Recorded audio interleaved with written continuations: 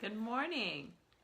Good morning. Welcome. Thank you for being here. Today is Thursday, August 16th, and we're going to start a new book called The Book of Awakening. This is written by a poet. His name is Mark Nepo, N-E-P-O. I hope I'm saying that right. And each day there's just a little writing about something. And I started reading this book. I've had it for a long time. I've read bits and pieces, but I started reading it again here about a month ago. And it's really a great book. Hi, Mark. How are you? And so anyway, we're going to be starting that today.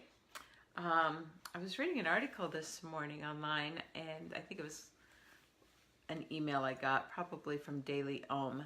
But it was talking about assembling your light team. And basically what that is having a team of light beings that you've already had this agreement with, that when you get into a point of crisis or a time when you're having a hard time or you need help, you can just summon in your team. Everybody knows what their action items are, what their roles are. It's kind of a cool concept. I hadn't heard of that before.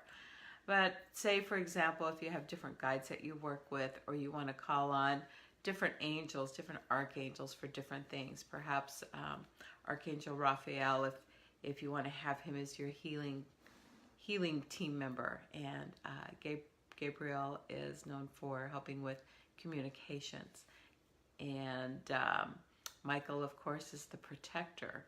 And so what if you just called in these different guides that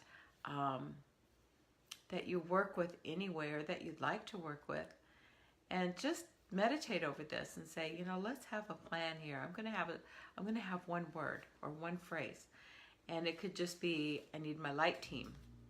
Light team, come here. So whatever you want to name it.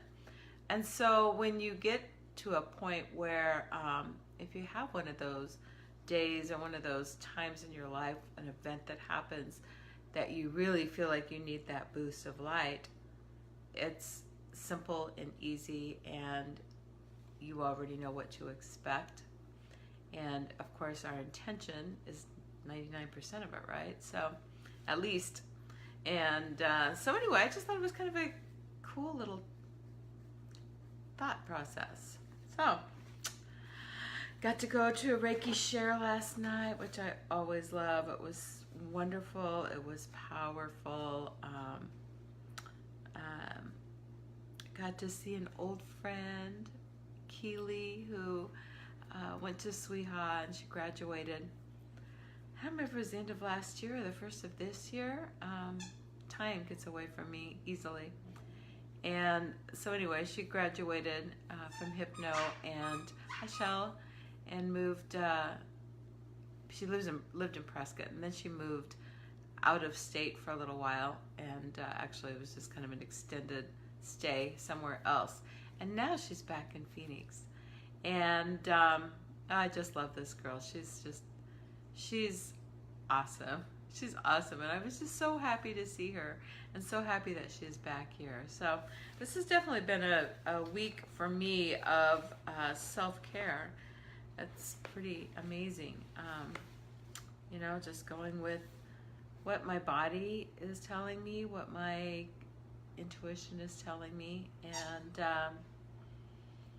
just focusing on me this week for some reason. It's been big. So actually the last couple of weeks have kind of been like that. So Shelly, are you back? We've missed you. I hope you're back in time for the potluck tomorrow. Good God, you wouldn't want to miss that one, right?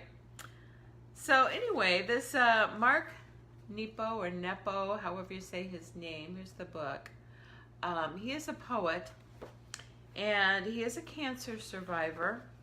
And so sometimes in his writings, thank you, Connor, that's his little humorous addition there.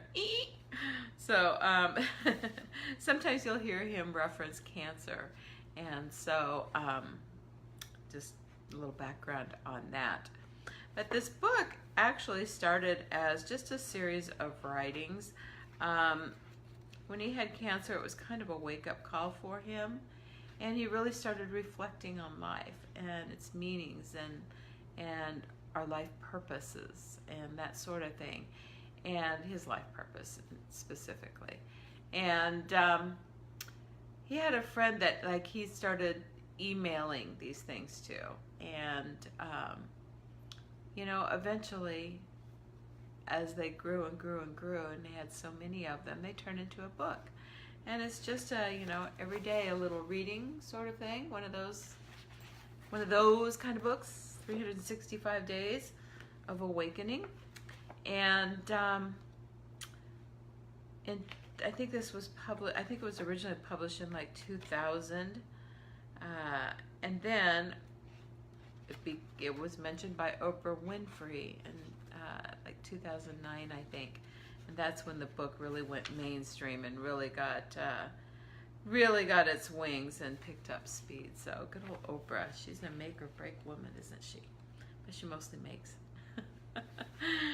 I miss her show being on every day. You know, I know she has her own channel and stuff now, but it's not the same as when her afternoon show was on. I don't get to see very much of her stuff.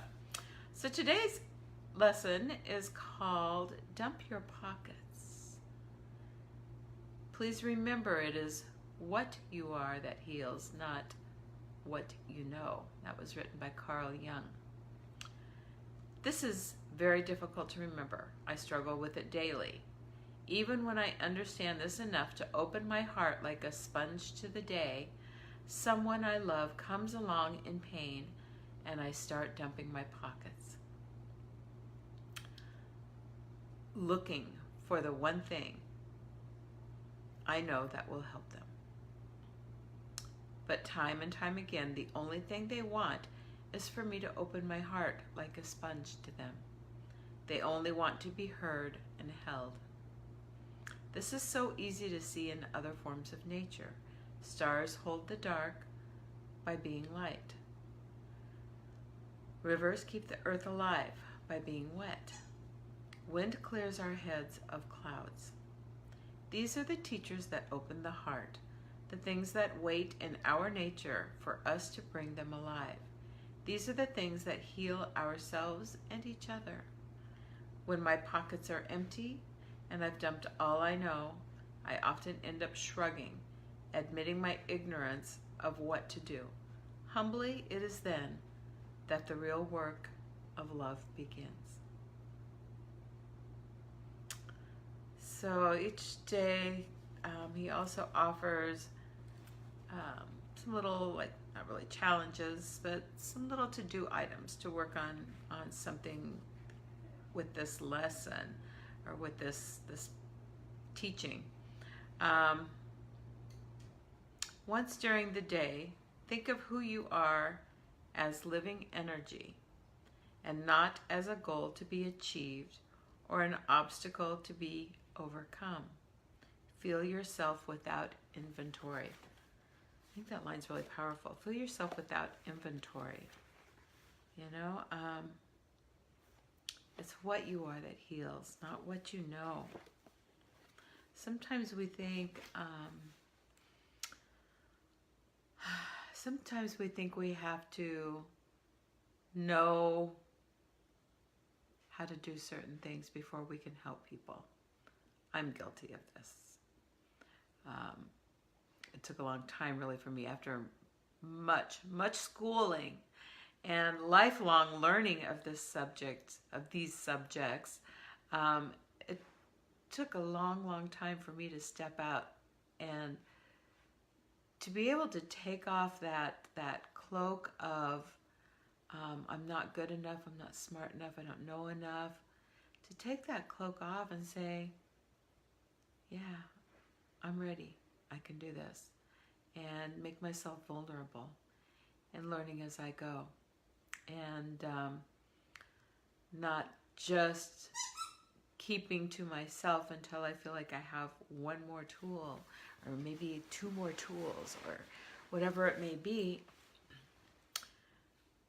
The truth of the matter is we help ourselves and others heal by opening our hearts to them, by holding space.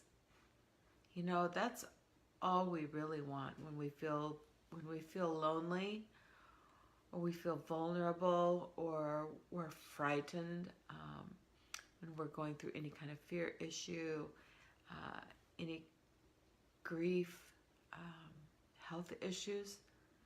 What we really want is for somebody just to show us their heart, to lend us our heart, to allow their heart to be a sponge to us and to hold us. Hold that space, because we've gotten so far away from that.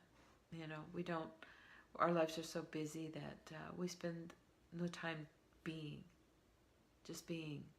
And, you know, I think that's why when people come here for Reiki and even for hypnotherapy,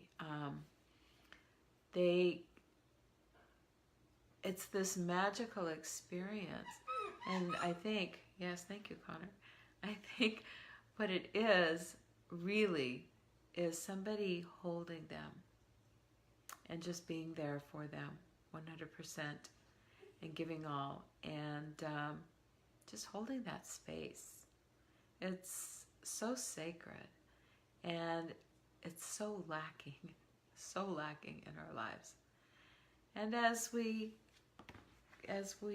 shift in our energies, actually, for a lot of us, our energies have already shifted. We've already shifted to the new dimension.